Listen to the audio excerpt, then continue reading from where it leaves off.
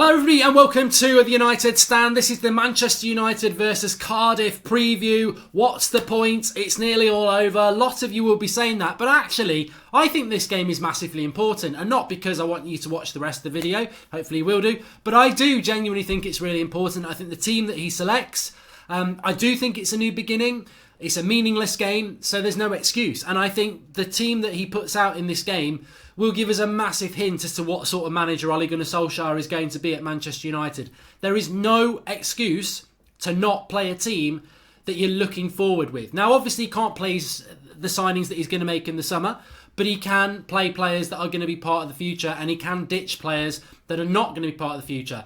Cardiff at home, we don't want to see the usual suspects. So if you do play Garner, Chong, Gomez, Greenwood, and we lose, we won't care because the season's over anyway.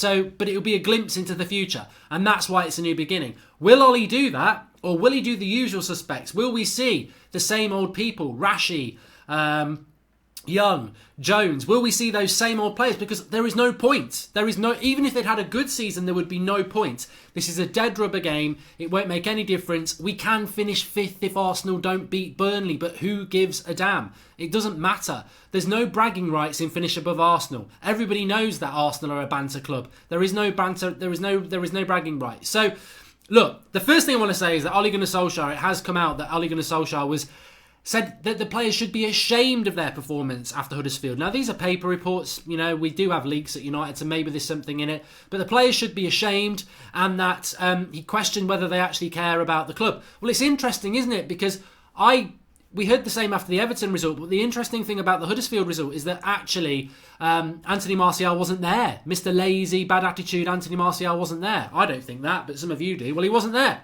Lukaku wasn't there. Lingard wasn't there. So it's a different set of players in many ways. I mean, you look at the team from last week, and if he's saying he's ashamed of them, he should be. He should be.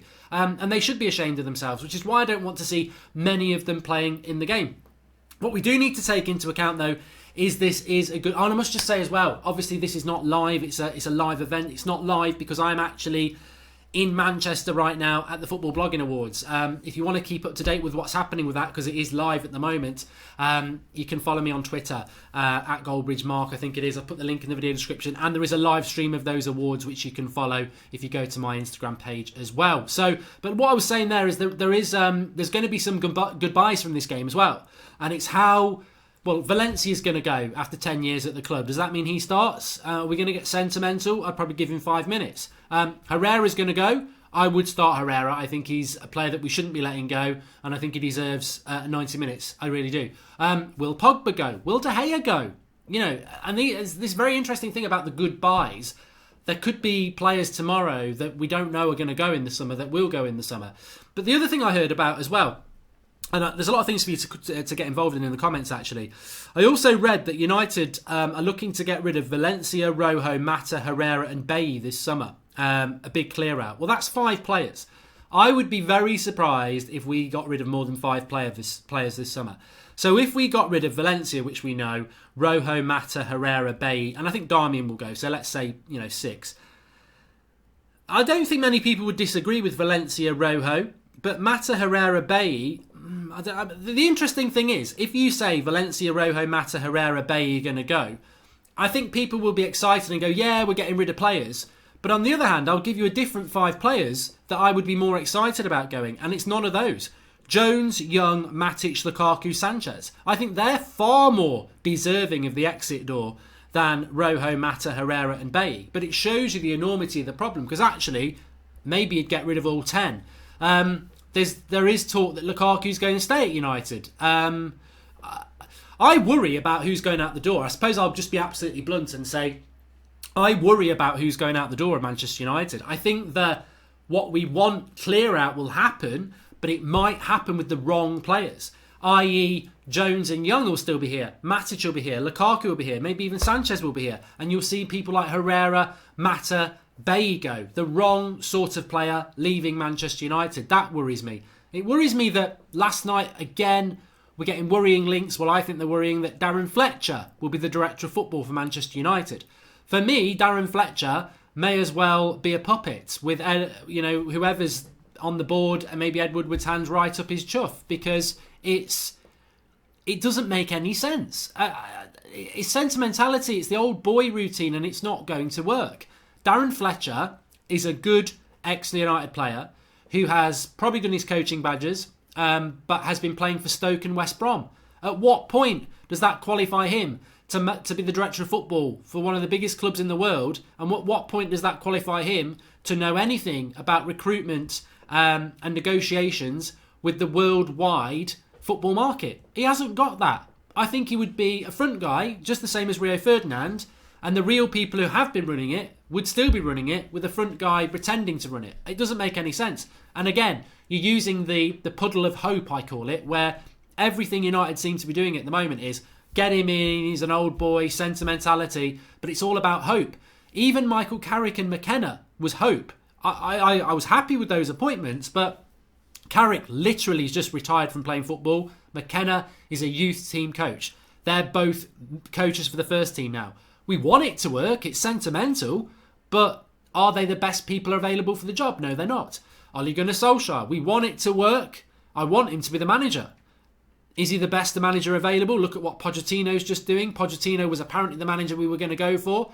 Is he the best available person for the job? Ole Gunnar Solskjaer? No. We're living in hope. Mike Phelan, very good assistant manager. But when you go into the director of football positions and you start talking about Rio Ferdinand and Darren Fletcher, you're living in hope again. At what point are we going to go and appoint the best, I suppose? I want Solskjaer to be manager. I don't really have a problem with Carrick and McKenna. But you can't have every position filled with hope and sentimentality. At some point, you've got to get some real quality in there. Anyway, let's talk about the Cardiff game. You'll see my lineup there. I'm sure you've been chuntering at the bit to have your say on it. So, few controversial players in there. I'm going to explain why. De Gea in goal. You can play Phil and Grant in goal if you want. I don't think Romero's fit. As I understand it, injury-wise, Alexis Sanchez, Romelu Lukaku, Eric Bailly and Romero are probably not available, but we'll see. So, De Gea in goal. Lindelof and Smalling as centre-backs. I couldn't really think of anyone out, just not Phil Jones, really. So, Smalling comes in and Lindelof, that's what I would do. Luke Shaw left-back, obviously, and right-back. We talk about new beginnings, we talk about a sign. If he can't play Diogo Dalot at right-back in this game and drop Ashley Young, I worry about next season. Dalot is the future. Dalot could be the answer to our problems over the next 5 years at right back. He's got to play in this game. It's a meaningless game. It's about, this is my plan for the future. And it doesn't have to be next season future. You know, if James Garner plays, we're not expecting him to start next season. It's about the next 3 or 4 years. And that's what he won't get this opportunity next season. You don't get Cardiff at home in a meaningless game where the fans are fed up. And if you play the kids, they'll be happy. So take the opportunity. Don't play Ashley Young at right back. There's no point. Whether he's your best mate, whether you go to the cinema together, whatever. Do not play him against Cardiff. There is no point. This is about a glimpse into the future of your plans, Ollie. Don't think about 34-year-old crap right backs just because he's your captain. Just don't play him. There's no point in it at all. And all it will do is put question marks against you as the manager as to why you are playing a crap player who is old and should not be part of the future. So why would you do that when you've got Dalot who can play? Moving into the midfield, I would not play Matic for the same reason. I think he's static Matic. I wouldn't play him. I'd play Fred. I think Fred... What are we going to do with Fred? This is why I would play Fred. What are we going to do with him? Excuse me. We're not going to sneeze him out. What are we going to do with Fred? I don't think Fred's on the list to be sold this summer. So what are we going to do with Fred? I would play Fred. I would play him in that CDM position. I would play Herrera next to him because I think Herrera deserves the send-off. He's been a very loyal servant to the club. He shouldn't be leaving. The club apparently have treated him badly and he deserves to play. But I also think McTominay deserves to play. And this is where I wouldn't start Paul Pogba. And I wouldn't start Paul Pogba for 2 reasons, really. One, he's played a lot of games this season and I don't see the point in Pogba playing against Cardiff. There's no point. He won't have a 10 out of 10 performance because he's just not able to do that. And if he has a mediocre performance, he'll just get stick. He just doesn't need to play in this game. So I wouldn't play him. And also, maybe if you don't play Paul Pogba in this game, maybe it works in a way that makes him stay at the club. Because I think if we do play him, are we just saying goodbye to Paul Pogba? And do we really want to be applauding and saying goodbye to Paul Pogba? I don't think any player deserves that sort of applause at the moment anyway. So I wouldn't play Pogba, I'd play McTominay. And then it gets interesting in the final three. I don't think Rashi should be playing. I think Rashi's had his chance. I think Rashi needs effectively dropping. I wouldn't play him. I think he will do, but I wouldn't. I'd play 4-3-3. You could go 4-4-2 with the number 10 and play Gomez as the number 10 with Greenwood and maybe Martial up front. But I wanted to see Chong play because I thought Chong did really well when he came up against Huddersfield. I'd like to see him starting from the start. So I'd play Chong on the right. I'd play Martial on the left because I don't want to see Rashi there. And obviously Sanchez is injured. And I think Martial's a player that I don't want us to sell in the summer. So I would like Martial to play in this game as one of the senior players. And, let's see what he's all about. And obviously Greenwood's got to start. Mason Greenwood has to start. If he does not start this game and he's on the bench for 20 minutes, it's not good enough. Again, this is a glimpse into the future. He's been a revelation for the last 2 years. He has to start this game of football. Nobody cares if Cardiff turn up and beat us 3-0. No, I don't care if that happens. But what I do care is about the team we pick. This is about the future. This is about the new beginnings. This is about a glimpse into the manager and whether he's the right person. Because a lot of people at the moment are like, have we made a big mistake? Pochettino clearly wanted this job. All we had to do was wait till the end of the season, pay the money, get the man, and look at what a man he is. Pound for pound, Pochettino is without doubt in my mind, I don't know about yours, without doubt in my mind, Pochettino is the pound per pound best manager in European football. Now, people can say Pep, but Pep gets a lot of money. He's a very good manager. People can say Klopp, but he's had a lot more money. Poch hasn't had the money those lot have had. He's doing fantastic things with Spurs. Tactically, I think he's brilliant. I remember the Dortmund game, the second half at Wembley, the way he switched it around and they dominated Dortmund. He's a very good tactical manager, and we could have got him this summer. Now, I'm not going to say we should have done because I did want Ole to get the job, and I'm glad he's getting the job. But that's why the Cardiff game is so important, because if he sticks with the status quo, I'm worried. I'm like, why are you picking Young and Jones and Pogba and everyone like that? This is not a game for that. This is about a glimpse into the future. This is about new beginnings. This is about not rewarding the crap who've been performing against Everton and Huddersfield. I would try and play as few of the players that played against Huddersfield as possible to give them that kick up the backside. So yeah, Greenwood's got to start. I'd like Chong to start. I'd like to see Martial come back in. Yeah, definitely I would. Score predictions, that doesn't matter. There's no point in that. That doesn't matter. I'm not bothered about score predictions. Cardiff are terrible, but I'm not judging this United side on the rest of the season that's been before us. I don't think that's what the point is. What the point is, at the end of the game, the players will do a lap of honour. If it's the team from Huddersfield, I think Old Trafford will clear. If it's the team that I've put down to the left there, I think maybe people will applaud them, because you can't, and this is where Ollie needs to be clever as well. If you think many United fans are going to stay in for a lap of honour with Ashley Young and Phil Jones and everybody else starting who played against Huddersfield, then I don't think there'll be many United fans in there. But if you start Chong and Greenwood and people like Ander Herrera, then I think a lot of people will stay behind. One, because they want to thank somebody who's been good to the club who shouldn't be leaving it. And two, because they want to applaud the youngsters and say, look, it's not your fault. You're the future. We appreciate you. And I do think we'll see Valencia, and I do think we'll see Mata, because I think they're two players that could well be leaving as well. The interesting two are Pogba and De Gea. I'm sure we'll see them. Is that the end of them? I think with De Gea, so many times I've thought he will go in the summer, and he hasn't gone. So with De Gea, I'm always like, I don't even know which way to go. As I said, the members poll yesterday was up to 60% saying that De Gea will go. I can see the rationale in it, but I don't know with De Gea. I almost always expect De Gea to go now, to stay now. So maybe he will go. With Pogba, I think Pogba wants to go. I do. It's a personal hunch. I think he wants to go. I don't think United want to sell him, and then it becomes interesting as to how Real Madrid will deal with that. And I think if Pogba forces the move and United dig their feet in, then we could do quite well out of Real Madrid, as long as we don't be the fall guy and take Bale. Bale cannot be part of it. For me, it's got to be the right type of player for us, and this is where Ollie again comes into effect.